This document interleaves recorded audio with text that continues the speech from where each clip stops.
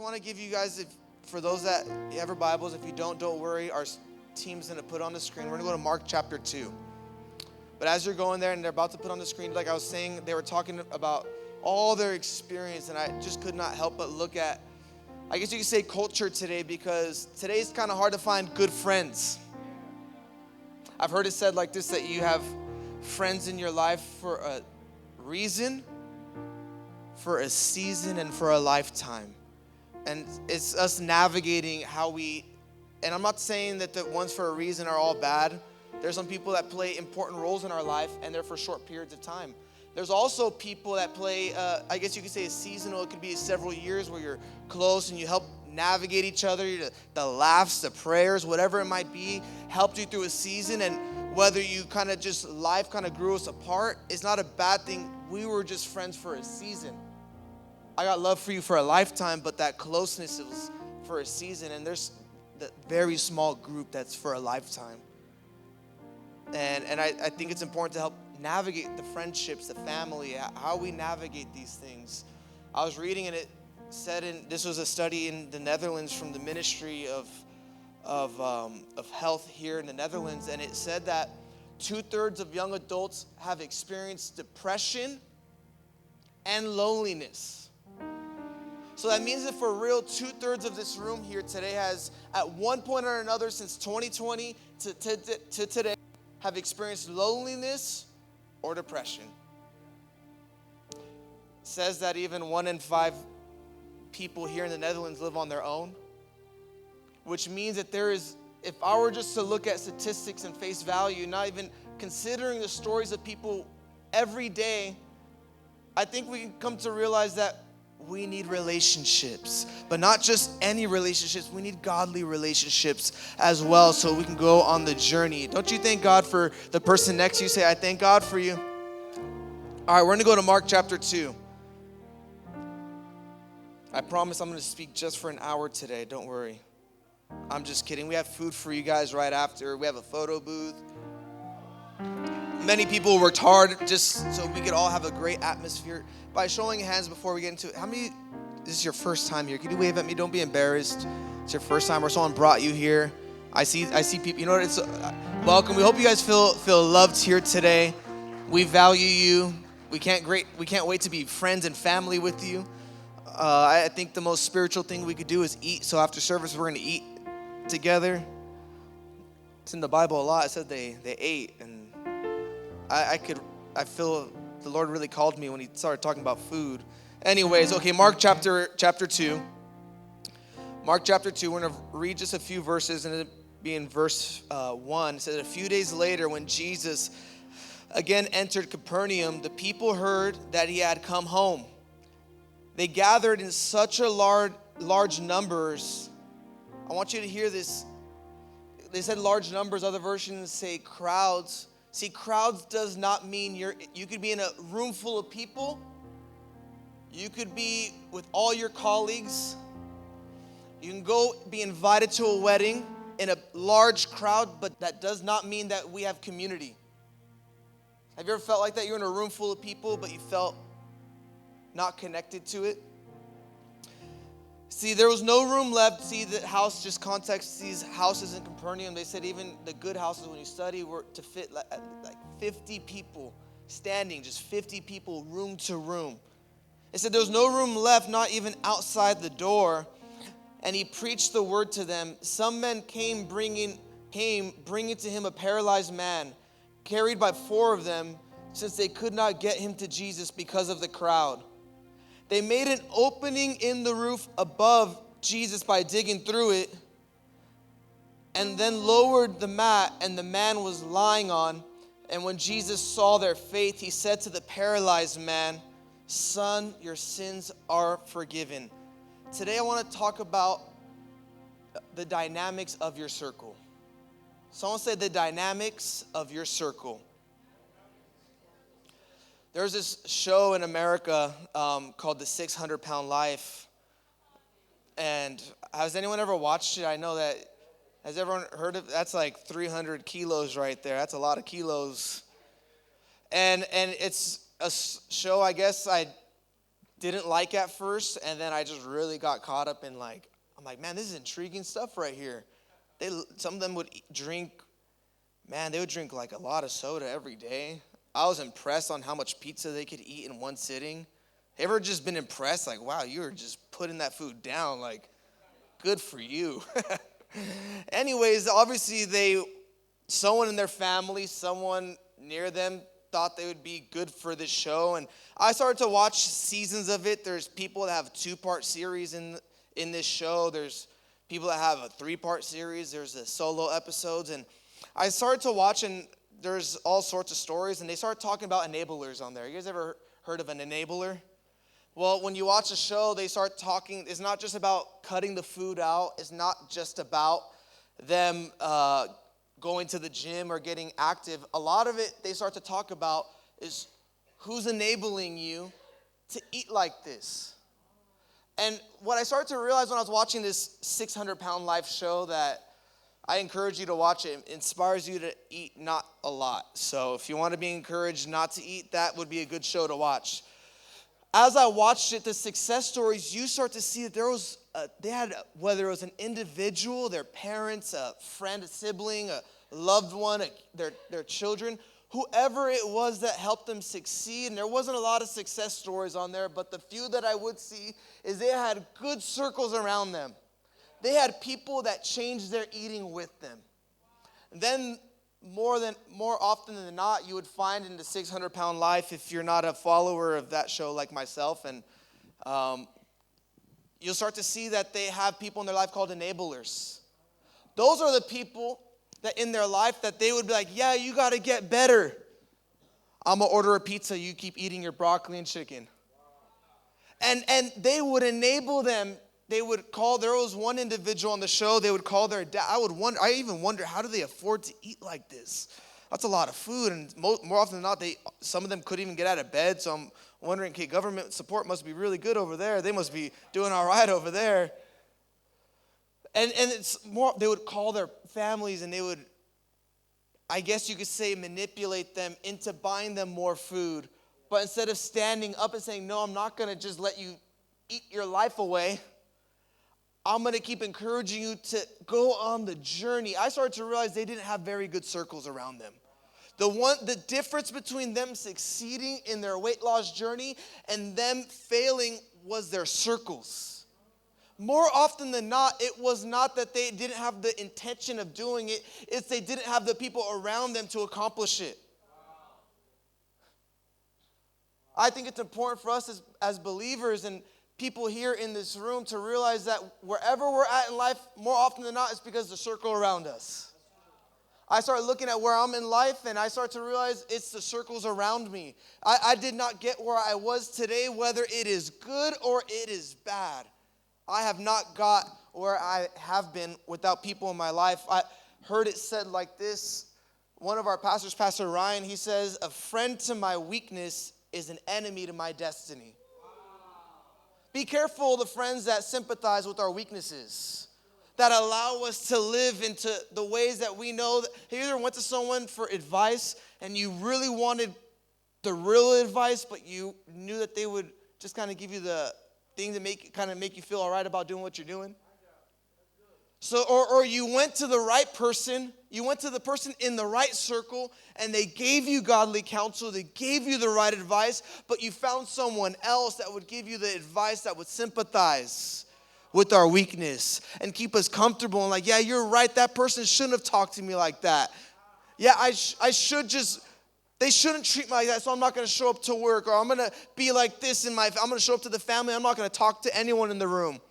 I'm going to wait until they ask for forgiveness. It can go as simple as maybe we're not where we want to be in our health because we surround ourselves with people that don't consider their health, or we are frustrated with our financial situations because we surround ourselves with people that don't make good financial decisions, and we're wondering why we are making all these decisions. Could it be that we're looking like who we're around?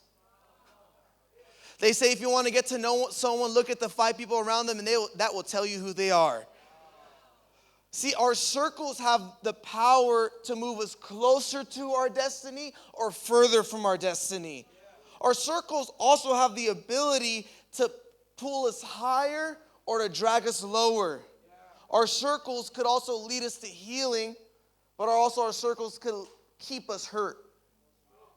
In Mark chapter 2, like we read, it's this story of a paralyzed man. You could also find the account in Luke chapter 5. You could find the account in Matthew chapter 9. And all the accounts, it says that he had these 4 friends. It has no story on who the four friends are. Doesn't say their names. It doesn't even give any detail to the paralyzed man. All that we know is that he had 4 good friends. He was paralyzed, and they knew where to bring him. Can I just submit this to you? That we just need good friends sometimes? Like, we just need some good friends. See, sometimes it's hard to make, I heard it like this, it's hard to make good decisions around bad people. It's also hard to make bad decisions around good people. I started to realize that there was a season in my life and I was wondering if I can continue on the journey of faith. And as I was on that journey, I was wondering, can I keep doing this? And I started to look at I remember I'd have to call a specific leader in my life every single day. And I would have to talk through my thoughts, talk through my temptations, as I talked, I realized how sometimes I was off. I was the one in the wrong. I was playing victim in the story. And as I talked, I realized I was wrong in the story, and I started to realize, and I thank God for this individual that didn't tell me that I was wrong. They just still loved on me, and they kept pointing me in the right direction. They kept saying, no matter how you feel, God still loves you. His plan is still on you. He still is surrounding you. Trust in the wilderness. He's still guiding you. There's still better days ahead. Can I tell you that there's still better days ahead for you? You might feel far from God, but yet you have not been closer because you're just following the journey. You know what I love about the journey of faith is not how you feel. It's a faith thing, not a feeling thing.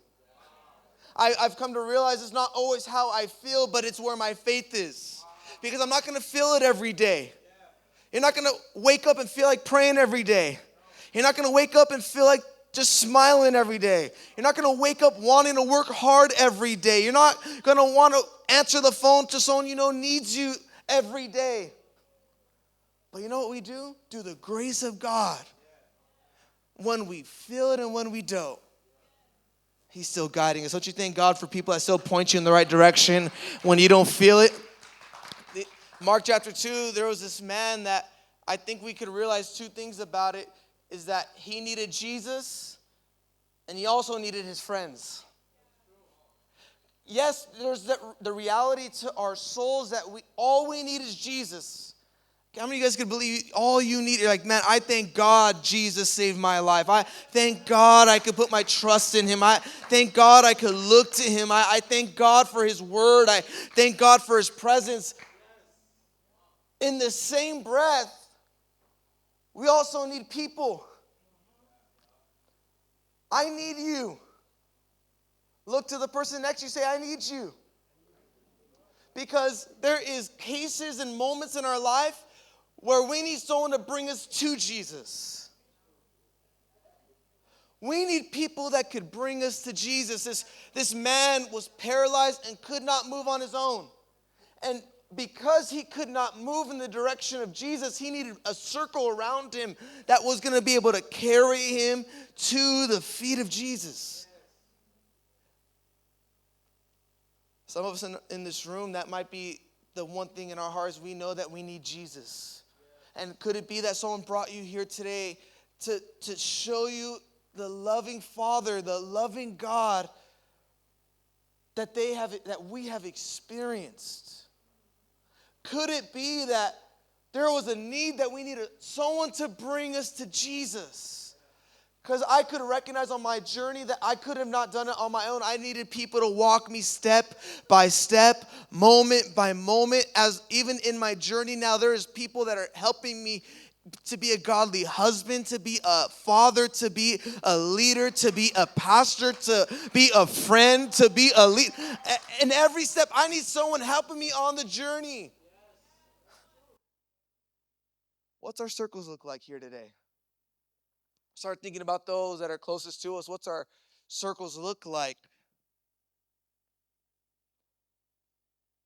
I've I think this is important. As our relationships goes, our life goes. Proverbs 13:20 says, walk with the wise and become wise. You notice how it doesn't say that you got to be wise to be with wise people? But here's on the other part. It says, for a companion of fools suffers harm. I remember when I was a preteen, I remember one time my friend convinced me to, never mind. Dang, I went too far, didn't I? I remember one time my friend convinced me. I'm not just I'm not trying to blame shift onto my friend because I was all in favor of this idea, but it wasn't my idea. Maybe it was. Anyways, we decided there was a school, like a school up the street from my house growing up, and we went over and we hopped. It was like a courtyard field, so like a plaza field inside, gates around, and we jumped in. And when we jumped in, we were just kind of like messing around, running around this courtyard, and I opened the classroom doors, and to my surprise, on a Saturday morning, all the doors to every single classroom was open in the school. We started going through every classroom. I started finding books that I was like, oh, that's a cool book. I didn't even read books. I don't even know why. I'm like, that's a cool book. That's a cool looking whatever. I started just took a couple random things. See, under the blood, I'm forgiven. This was so I started taking all these things. I ended up going back. Somehow, I have no idea. Later that afternoon, this was early morning, later that evening, a cop knocks on my parents' door, opens the door, and they ask for my name.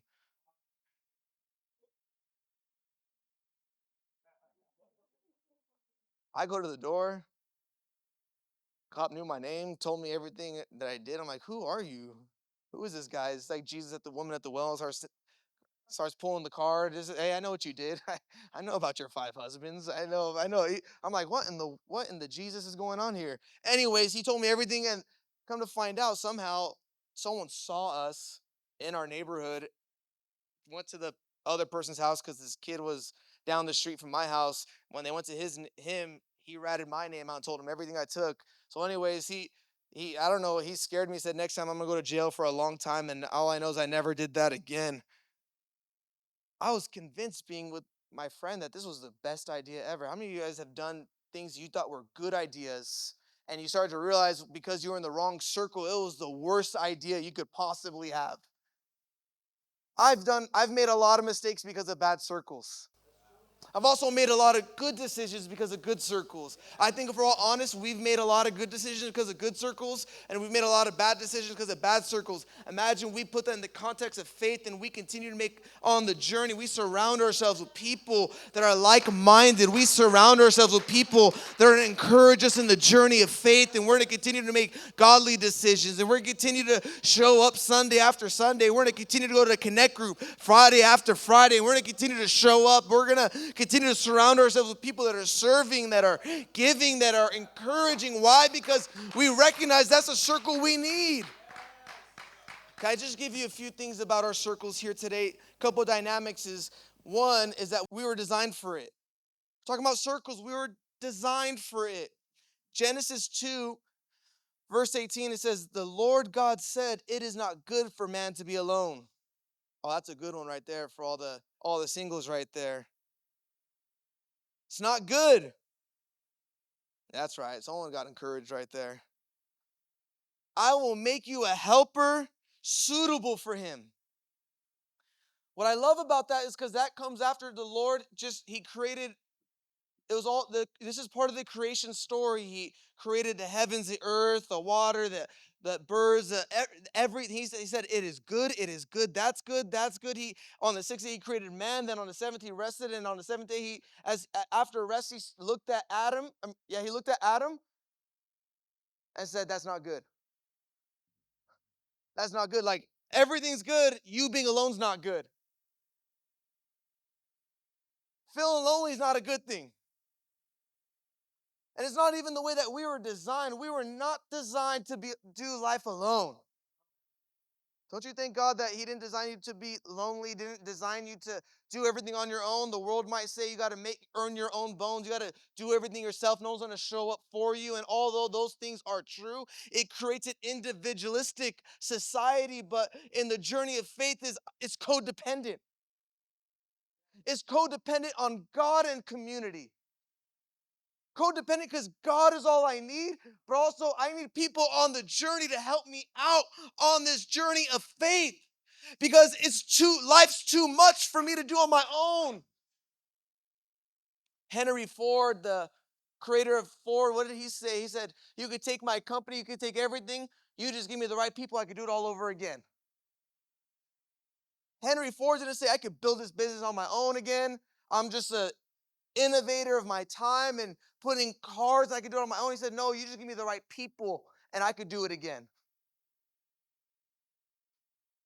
You start to look at all the success stories. There's no overnight success. There's no lone wolf. Everyone has people around them that help on the success story. Apple wasn't created by one man. It was several minds that came together in a basement. Amazon was not made on its own. All the companies that we buy from was not built on one man or woman. It was built on many people commitment. I love how Jesus, although he said my church will be built on the rock, and he said, Peter, I'll build my church on you. But when he started the church, it was with 120 people. When Jesus called the disciples, he didn't call one person and say, you got to do this on your own, but he called 12 and said, hey, we're going to go on a 3-year journey and we're going to do this thing. In Revelations 3, when the Lord's writing to the angels, to the churches, and he had these offenses, he wrote to one of the churches, he says, you have no need. You say you have no need. In societies like today, all the men know what I'm going to talk about right here. When we ask how you're doing, good. All is good. All is hoot. Everything's good. No problem. No problems, Pastor Doug. Just no problems in life. Everything's good. Family's good. Dog's good. Weather's good. Money's good. It's all is hoot. And it's true in the sense that men, we want to provide strength and be a provider. And yes, it's also true that society says to not show weakness, and I understand that. I love that in the Bible it also says that in my weakness we are made strong. And it's talking about when you feel weak, tempted, you can't do it. That's when the strength of God is going to come upon your life. That's where the help of God comes upon your life. I start to realize in community, one is that I was designed for it. You and I were designed to be in community, not just with God himself, but with others. See, it says that here, this is what I'm going to get at. So he said that man shouldn't be alone, but God within himself is a community. God the Father, God the Son, and God the Spirit. All three. He said when he looked at man, he said it's not good, but he also looked in Genesis 1:28. He says, then God said, let us make mankind in our image, which means in my character, which is in my personality, in my gifting, in my likeness. Let us create God. He within himself is a community. The Father loved the Son, sent his Son, and he died on behalf of humanity. He became sin, bore the weight of sin. And as Jesus departed, before he departed, he said to the disciples, I'm not going to leave you alone. I have a helper, where the Spirit of God filled every believer. As we see after the ascension and descension of Christ, we see the Spirit of God hit every believer, which you and I have it living within us. They within themselves, you see Jesus in his ministry, he would constantly pray to the Father. And you see even when Jesus was baptized, that you see the triune God, the God that works within together all in one place. Jesus, the Son of God, the Son of Man, here on earth was baptized. And it said the heavens opened and a dove, a symbol of the Holy Spirit, came, and the Father said, "That is my Son in whom I am pleased." You see the triune God working together. If God within himself is a community, I believe that he desires for us to live in one relationship with him. We said in the very beginning that there's two truths to the story. One, that we need friends, but we also need Jesus. Ecclesiastes says that there is a void in every heart. That every person was born with, there's got to be more. You ever felt like that before? There's got to be more to this. Just those moments, that longing for more, that longing for feeling like you have acceptance, that longing for belonging, that sense of what's my purpose here on earth, that sense of more. And that, could I tell you, was that void that only Jesus could fill. That void for more is what only God could do for you and I. I've had I grew up with a great family. I grew up with a lot of opportunity. I grew up with people believing in me, yet I still needed Christ in my heart.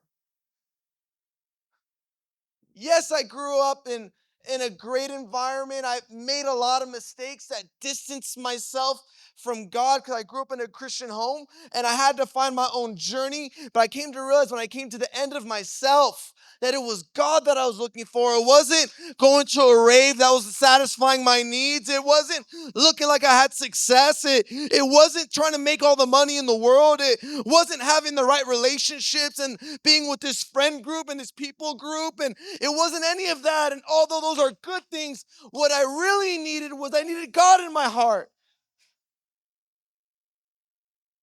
One, we need Jesus. I love also, and I'm going to go quickly, I'll get ready to wrap it up in just a moment. We talked about we're designed for this. We're designed to be in community with God and also community with other believers. That's number two within this sub point right here. Is one, we need Jesus, and number two is we need friends. We need friends. We need people we can laugh with. We need people that we can get mad at. Getting angry is not a sin. It's the acts of anger that is a sin. We need people that we can create memories with. Just this past couple of days, me and my wife, we just flew back in from Spain. We were connecting with our churches there in Spain, and it's amazing what God is doing. But what I loved is that when we came together, we were just one big family. They spoke Spanish, I spoke English, others spoke different languages, and we came together with one thing: was we're family, and I need them, and we just need each other. I love that in Victory Arch, we're one big family. We're going to eat together. We're going to build together. We're going to pursue all that God has for us together. We do that in community. Many times, though, we distance ourselves because what I was talking about, the individualistic society and culture we have, is we just got to do it on our own sometimes. We got to figure it out on our own sometimes. I thank God that getting through hard moments wasn't a one-person job, and there's some things that people may not be able to understand, and it's not about understanding, it's about people walking on the journey with us. Relationship with other believers, Hebrews 10:25, it says, and let us not neglect. Someone say, don't neglect this. Meeting together, as some do, but encourage one another, especially now the days of his return is drawing near. We can't do it alone. Number two is we're developed in it. We're talking about dynamics of our circle. We're designed for it and we're developed in it. See, Mark 2, you see, I love that you start reading through the story. You see that he was carried in one way and he walked out of the house on his own. Let's read just a couple verses. We're going to go to Mark 2, go to verse 10. It says, but I want you to know that the Son of Man has authority on earth to forgive sins. So he said to them, I tell you, get up, take your mat, and go home. See, Jesus was proving a point to the religious people at this time because they said you can't do miracles like this. Anyways, that's not the point of what we're preaching here today. He said he got up his mat and took it, and he walked out in full view of all of them. This amazed everyone, and they praised God, saying, "We've never seen anything like this." I think it's important to realize two things out of this is one, that he came in one way and walked out another. When we experience God and we have that moment that we experience what we were designed for, and we walk in community with God and someone carries us to him and we experience him, we come in one way and we walk out another. But here's the part that I love is that it was in full view of everybody. There is nothing more powerful to see than a life change. When we were singing that song, you saw before and after photos. Many were coming from broken lives, yet they came in one way with Christ. Broken families, rejected by everyone else, rejected by themselves, believing the worst about themselves. But someone on the way brought a message of Jesus, brought them to the house. And when they came to the house, they experienced the life-changing power of Jesus. They came in one way and walked out another way. Don't you thank God when we came into the house of God, we came in one way. And God didn't say, I need you to come in perfect. But when you come out, I'm going to start the journey perfecting you. I came in walking and talking one way, thinking one way, building relationships with one way, thinking, what can I get out of this? And God began to change me, saying, what can I give to this? How can I encourage into this? See, we are developed in circles. My question is, who are you carrying? See, this 4 friends, we'll get ready to wrap it. Maybe the music team can come. I'll get ready to close right now. The 4 friends were there. They noticed their friend was in need. I love how they didn't just feel bad for their friend in the condition they were in, but they knew where to bring him. I think us as believers and us in this room, we have been called by God to carry people, not fix people. Or not, Lord, I can't fix people. I know that. But I do know where to bring people. Like I mentioned earlier in this message, I was at a point, and I was about 4 years saved at this time. 2 years in my journey.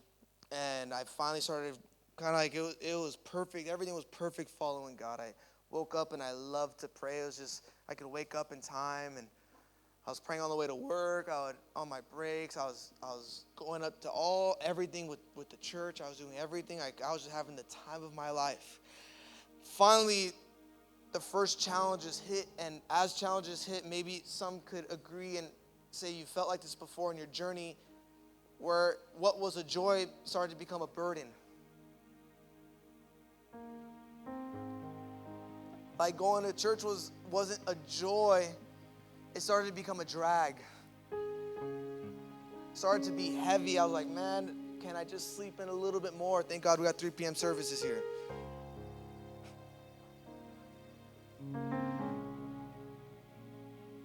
Last week there was a game, and man, this house was packed. We had the Ajax, they won. Where's my Ajax fans in this place?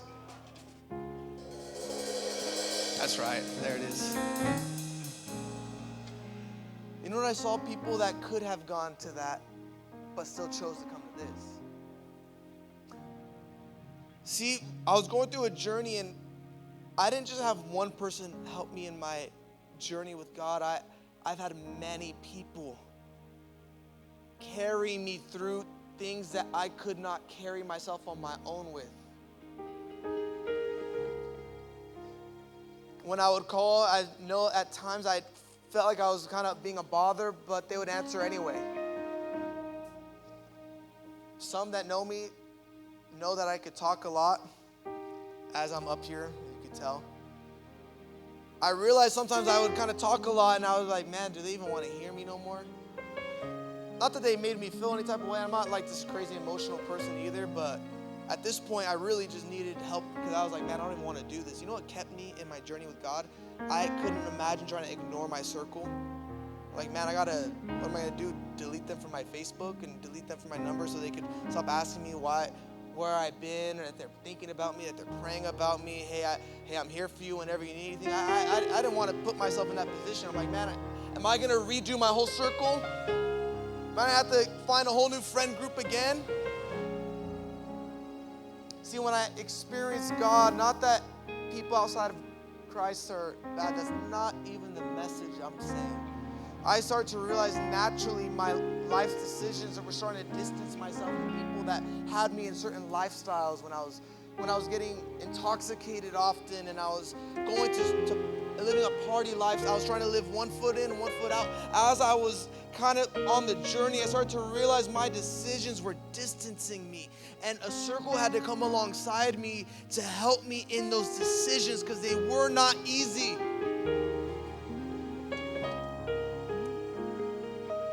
I thought it was weird. I'm like, man, do I lift my hands in front of my parents in church? What do I do now? Like, I used to do this with these people. Now what do I do? I thank God that we can see that there's been people that have been carried and carrying others. There's many of you here because someone carried us here. I started looking at people that are connecting and being developed in this community. We're talking about going on a journey with God, and not just with God, with people. I saw people graduating, level up, and I see people on the journey because they didn't go through that class on their own. They went through with people. I look at our connect groups every Friday night and I see communities, people in circles that are growing together, that are being developed, and they're serving together, they're giving together, they're showing up together. I started to realize how important circles are. Not only are we designed for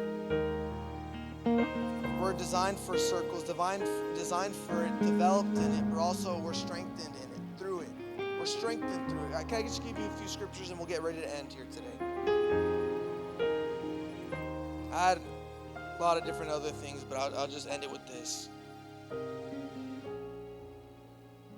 Proverbs 17:17, it says, a friend loves at all times, and a brother is born for a time of adversity. Isn't that good right there? It's not just who shows up when you got it all together and when everything's good, but who's going to show up when it don't feel so good sometimes. Matthew 18:20, it says, for where 2 or 3 gather in my name, there I'm with them. Hebrews 10:24, we read 25, but let's read 24 real quick. And let us consider how to spur one another towards love and good deeds, not giving up. Someone say, don't give up. In meeting together. Galatians 6:2 says, carry each other's burdens, and in this way you will fulfill the law of Christ. Colossians 3:13, it says, bear with each other and forgive one another if another has a grievance against someone else. Forgive as the Lord forgave you. James chapter 5, verse 16, it says, therefore confess your sins to each other and pray for each other. Not talk about each other, not judge each other, not think you have the upper hand now, but pray for each other so that you may be healed. Don't you thank God that He doesn't call us to condemn each other, to throw the Bible at each other and say, man, I can't believe you did that. But He says to pray for each other so we could be healed. The prayer of a righteous person is powerful and effective. That's good, because we love that first part. We'll read that the prayer of a righteous person is powerful and effective, which is true. But in its context, it's talking about praying for healing over someone to get victory over temptation and sin. 1 Thessalonians 5:14 says, and we urge you, brothers and sisters, warn those who are idle, those who are doing nothing, those who are alone, in other words, and disruptive. Encourage encourage those that are discouraged. Those that are ready to throw in the towel, encourage them. Help the weak, be patient with everyone. That's the church. One of the things I just want to do, I want to walk around Amsterdam and just ask people, if you were to go to a church, what would it look like? What would you be looking for in a church? And we've done a survey one time. We were going around the city, we were recording, this was last year, and throughout the city, we were asking the people that question. We said, if you were going to a church, what would you look for? And they didn't say good music, although we do love good music here. Don't you thank God for good music? They didn't say somewhere that has a lot of space for all my friends. You know what they said? They said, I want to go somewhere that's real, somewhere that is authentic. I want to go somewhere where I could be me.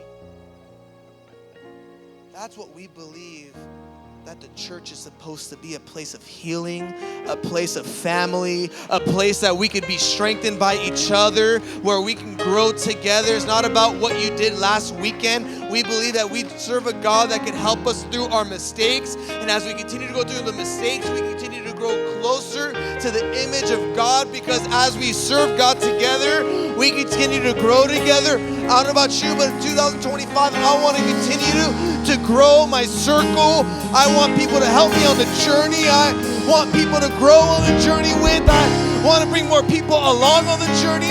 I need you, and we need each other. Many that life has a way of distancing ourselves. There might be many that you haven't allowed people close to you. You could be in church and feel outside of church. And the reason why is because we have trust issues with people, and they are valid reasons, and we have forgiveness issues, and there is some valid things that could justify, in a sense, how we feel.